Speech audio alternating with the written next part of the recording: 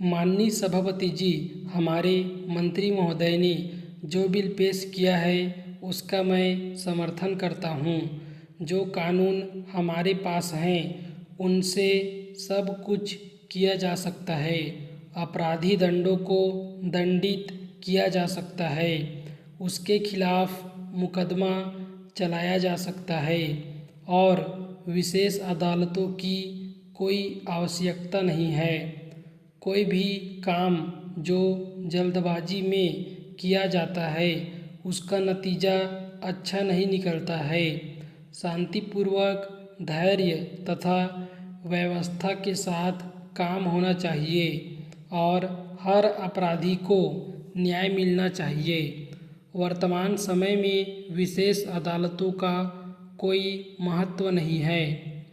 राजनीतिक भेदभाव से प्रेरणा लेकर ही इन अदालतों की व्यवस्था की गई थी। अब इसका अंत होना चाहिए। इन शब्दों के साथ मैं इस विधेयक का समर्थन करता हूँ। एक बार फिर इस देश के लोगों को यह सोचने पर मजबूर किया जा रहा है कि क्या इन विशेष अदालतों की आवश्यकता है या नहीं। सत्ता दल के सदस्यों ने जो तर्क दिए हैं उनके समाधान के लिए मैं सिर्फ एक ही बात उनसे पूछना चाहता हूँ। जिस समय जनता पार्टी की सरकार ने यह कानून बनाया था उस समय श्रीमती इंदिरा गांधी विरोधी पक्ष में थी। उस समय वह और उनकी पार्टी के सदस्य यह कह सकते थे कि इस कानून का उद्देश्य केवल उनके खिलाफ मुकदमे चलाना है, लेकिन आज वे स्वयं सत्ता में हैं। विरोधी दल की तरफ से उनको कोई खतरा नहीं है कि वे उनके खिलाफ विशेष अदालतों के अधीन मुकदमा चला सकते हैं। ऐसी अवस्था में इस बिल को लाने की आवश्यकता क्यों महसूस की गई है। पैरा महोदय, मैं अपने पूर्व वक्ता से एक बात पूछना चाहता हूँ।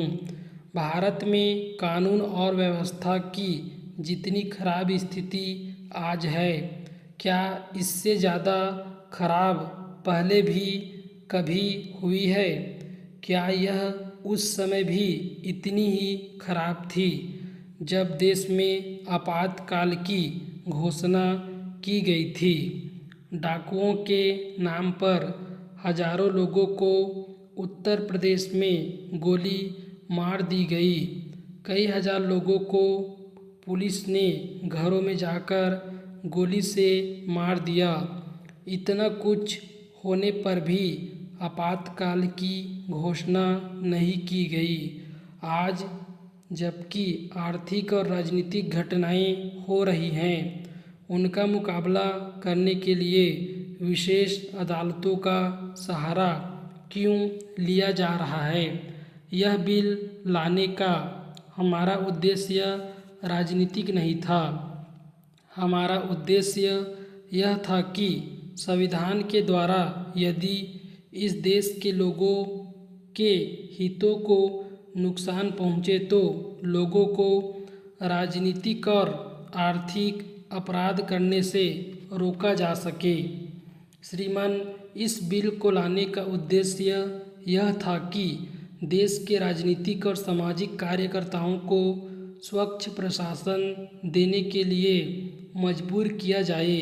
लेकिन आज आर्थिक और सामाजिक अपराध जिस स्तर से हो रहे हैं इसके बारे में सभी को मालूम है।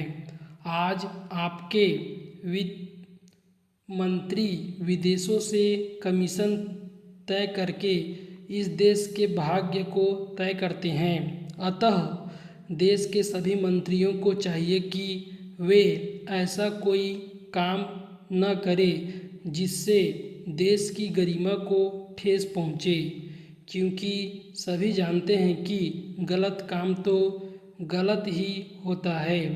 गलत काम के लिए कोई भी क्षमा नहीं कर सकता है।